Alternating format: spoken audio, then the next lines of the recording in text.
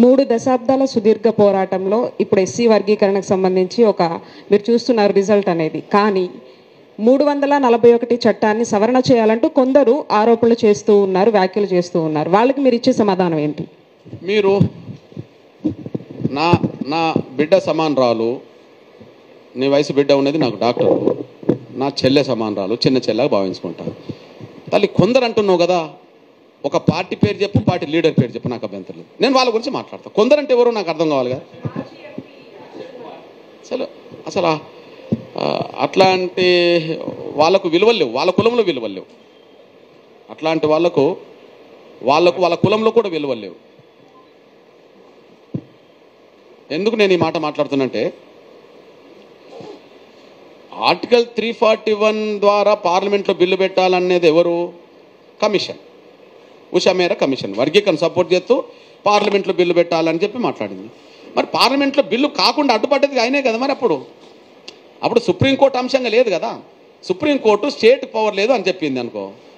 మరి పవర్ ఎవరికి ఉన్నదని చెప్పినప్పుడు ఉషా మేరా కమిషన్ వేసింది కాంగ్రెసే. ఎవరు వేసిండ్రు? అప్పుడు ఈయన ఎక్కడున్నాడు? మీరు చెప్పిన పేరు గల వ్యక్తి ఎక్కడున్నాడు? పార్లమెంట్లో ఉన్నాడు. ఏ పార్టీలో ఉన్నాడు? కాంగ్రెస్లో ఉన్నాడు. మరి పార్లమెంట్లో బిల్లు పెట్టమని చెప్పి అన్ని పార్టీతో నేను లేఖలు రాయించాను కదా, ప్రధానమంత్రిని కలిశాను కదా, సోనియా గాంధీని కలిశాను కదా, రాహుల్ గాంధీని కలిశాను కదా, మన్మోహన్ సింగ్ గారిని కలిశాను కదా, అందరినీ కలిసి అన్ని పార్టీ లేఖలు ఇచ్చాం కదా, మెజారిటీ ఉన్నది కదా అప్పటికి. మరి బిల్లు పెట్టద్దని చెప్పి అడ్డం పడ్డదేమోను ఈయనే కదా. మరి ఇప్పుడు పార్లమెంటు గురించి మాట్లాడుతున్న మీరు, పార్లమెంట్లో బిల్లు పెట్టే సమయం వచ్చినప్పుడు మీరు అడ్డం పడ్డది మీరే కదా. ఇప్పుడు ఎందుకు మాట్లాడతారు? సేమ్ టైం అప్పుడు సుప్రీంకోర్టులో ఈ అంశం లేదు కాబట్టి పార్లమెంట్లో బిల్లు గురించి చర్చ వచ్చింది, మీరే అడ్డుకున్నారు. ఇప్పుడు సుప్రీంకోర్టు అత్యున్నత ధర్మాసనం ఏం చెప్పింది?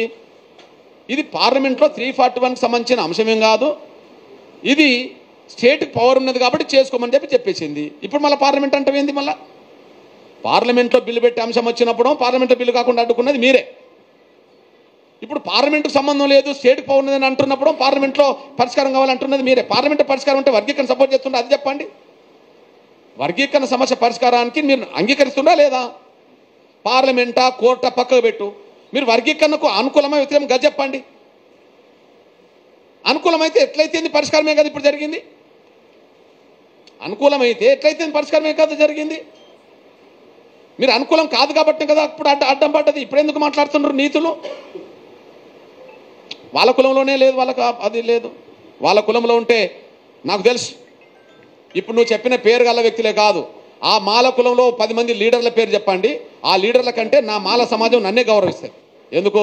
ఒక అంశం పట్టుకుంటే దాని మీద కట్టుబడి ఉన్నాడు అని చెప్పి. కానీ వీళ్ళు అట్లా కాదు కదా. వాళ్ళ అవసరం కోసం ఇప్పుడు ఉదాహరణగా చెప్తున్నాను నేను. ఇప్పుడు ఎస్సీ వర్గీకరణ వ్యతిరేకిత్వం అన్నాడు, అంతే కదా.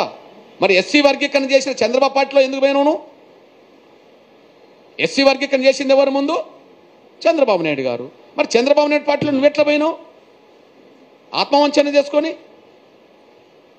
అందువల్ల వాళ్ళకు విలువ లేదమ్మా. ఎందుకు?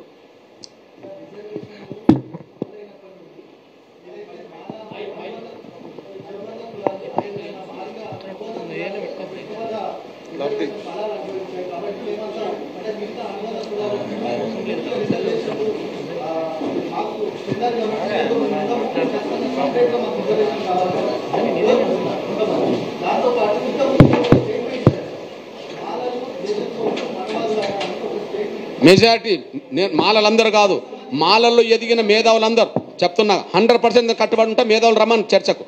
మాలల్లో 99% ఎదిగిన మేధావులను చెప్పబడుతున్నారు కదా. ఎందుకు మూలకు కూర్చున్నారు?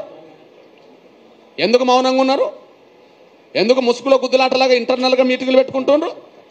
ఓపెన్గా రా, ఎస్ ఆర్ నో. కోడిగుడ్డు మీద ఈకలు లెక్క పెట్టే ప్రయత్నం ఎందుకు చేస్తున్నారు? సమస్య పరిష్కారానికి అనుకూలమైతే అనుకూలం మాట్లాడు, వ్యతిరేకమైతే వ్యతిరేకంగా డైరెక్ట్ రోడ్డు మీదకి రా.